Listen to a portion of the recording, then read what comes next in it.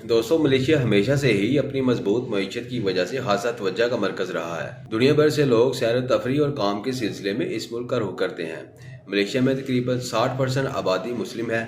इस ब्लॉग में आपको हकीकत बताएंगे कि कितने पैसे आम मजदूर जिसके पास किसी किस्म का कोई हुनर नहीं है इस मुल्क में महाना बना सकता है। क्या काम के सिलसिले में मलेशिया का इंतखाब Saudi Arabia, Muscat, Oman, Dubai या दीगर ममालिक से बेहतर है? इस मुल्क की करेंसी रिंगट है और क्या अरब ममालिक से ज्यादा ताकतवर है? क्या मलेशिया का पासपोर्ट दुनिया के मजबूत पासपोर्ट की फहरिस्त में शामिल है?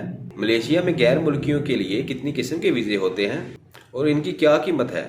इस वीज़ा को पाकिस्तान में रहते हुए कैसे हासिल किया जा सकता है, ये सब मालूमात आपको हमारे ऑफिशियल पेज पर मिलेंगी। हमारे पेज को सब्सक्राइब कर लें ताकि तमाम तर मालूमात बर वक्त आप तक पहुंच सकें।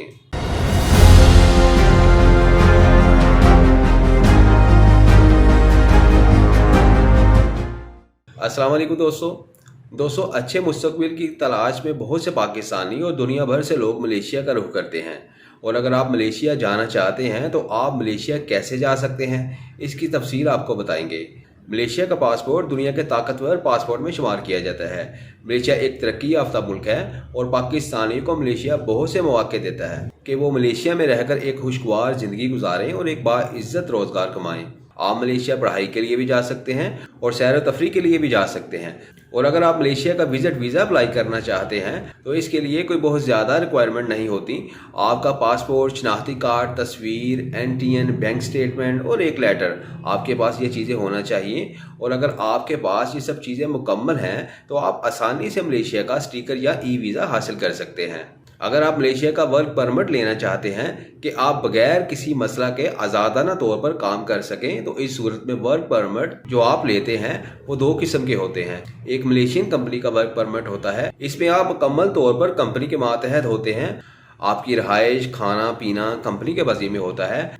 वो ही सालाना आपको वीज़ा रिन्यूएबल और सालाना छुट्टी और होटल की टिकट देगी। और इसके अलावा दूसरा आज़ाद वर्क परमिट होता है जिसमें आप आज़ादाना तौर पर काम कर सकते हैं। आप किसी को कोई जवाबदेह नहीं होते।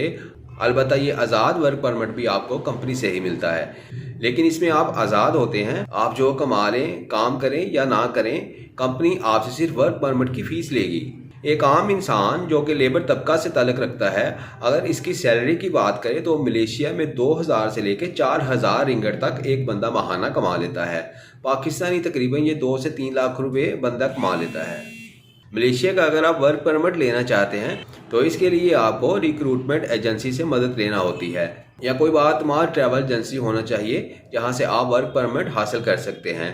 इसमें आपका कोई दोस्त, रिश्तेदार भी अगर चाहे तो आपकी मदद कर सकता है कि वर्क परमिट आपके नाम पर जारी करवा सकता है। आज के दौर में अगर आपका कोई रिश्तेदार आपके लिए कोई वर्क परमिट जारी करवाता है तो इस वर्क परमिट पर उसका जो खर्चा आएगा वो तकरीबन 60 से 70 हज़ार पाकिस्तानी आएगा। लेकिन अगर यही काम किसी ट्रैवल एजेंट या रिक्रूटमेंट एजेंसी से करवाते हैं तो यही वीज़ा आपको 4 लाख से लेकर 7 लाख तक मिलेगा। मलेशिया में अगर आप चाहें तो ज़्यादा भी कमा सकते हैं। ये आप पर मुनहसिर होता है कि किस फील्ड के आप माहिर हैं। मलेशिया में लोग डिलीवरी का काम भी करते हैं। बहुत से पाकिस्तानी लकड़ी का काम करते हैं, कंस्ट्रक्शन फील्ड में काम करते हैं। मलेशिया में पाकिस्तानियों और इंडियंस की आबादी बहुत ज़्यादा है। बहुत ज़्यादा रेस्टोरेंट हैं। आप शिफ्ट में एक्स्ट्रा टाइम में वेटर की जॉब भी कर सकते हैं। होटल की जॉब आपको आसानी से मिल जाती है। दोस्तों, मलेशिया की डिग्री दुनिया भर में मानी जाती है। मलेशिया में अगर आप पढ़ने के लिए आना चाहते हैं तो आपको आसानी से वीज़ा मिल जाता है। बहुत सी पाकिस्तान में एजेंसीज हैं जो आपको मलेशिया का स्टडी वीज़ा बआसानी दिला देती हैं। इसके अलावा मलेशिया में पढ़ने वाले तालिब इल्म अपनी स्कूल की छुट्टियों में या पढ़ाई मुकम्मल करने के बाद मलेशिया से किसी भी दूसरे तरक्की याफ्ता मुल्क में जाकर मज़ीद पढ़ाई कर सकते हैं। दोस्तों, कुछ लोग मलेशिया डिपोर्टेशन से काफ़ी खौफज़दा रहते हैं। ये बिल्कुल बात सच है। मलेशिया बहुत से लोगों को डिपोर्ट करती है। अब तो पाकिस्तान ने भी डिपोर्ट करना शुरू कर दिया है। किसी भी मुल्क में अगर आप रहना चाहते हैं तो आपको इस मुल्क के कवानीन की पाबंदी करना होती है। आपको इनके मुताबिक चलना होता है।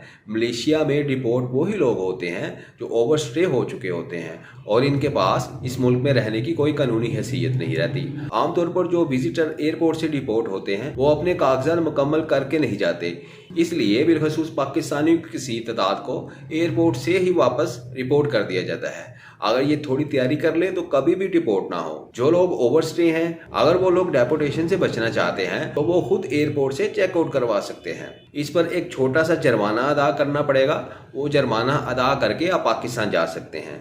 इसका फ़ायदा ये होगा कि नेक्स्ट टाइम जब आप वीज़ा अप्लाई करेंगे तो वो वीज़ा आपको मिल जाएगा। लेकिन अगर आप डिपोर्ट होंगे तो आप ब्लैक लिस्ट में होंगे, दोबारा आपको वीज़ा मिलना खासा मुश्किल होगा। इसलिए आउट पास का इंतखाब करें ताकि मुकम्मल रास्ते आपके लिए बंद ना हो। और अगर आप विजिट वीज़ा पर मलेशिया जाते हैं तो आपको नौकरी तलाश करना पड़ेगी। अगर जॉब मिल जाती है और आप अपना विजिट वीज़ा वर्क वीज़ा में चेंज करवा सकते हैं। मलेशिया के अंदर बिल्कुल ये राइट है कि अगर आप मलेशिया विजिट वीज़ा पर आते हैं तो अपने विजिट वीज़ा को परमिट में तब्दील करवा सकते हैं। लेकिन पाकिस्तानी और इंडियन की तादाद यहाँ पर बहुत ज़्यादा है, तो आपको खासा एड़ी चोटी का जोर लगाना पड़ सकता है। दोस्तों फिलहाल के लिए इजाज़त दें, अपना बहुत सा ख्याल रखिएगा। एक नई वीडियो के साथ आपकी खिदमत में हाजिर होंगे। अल्लाह आपका हामी नासिर हो।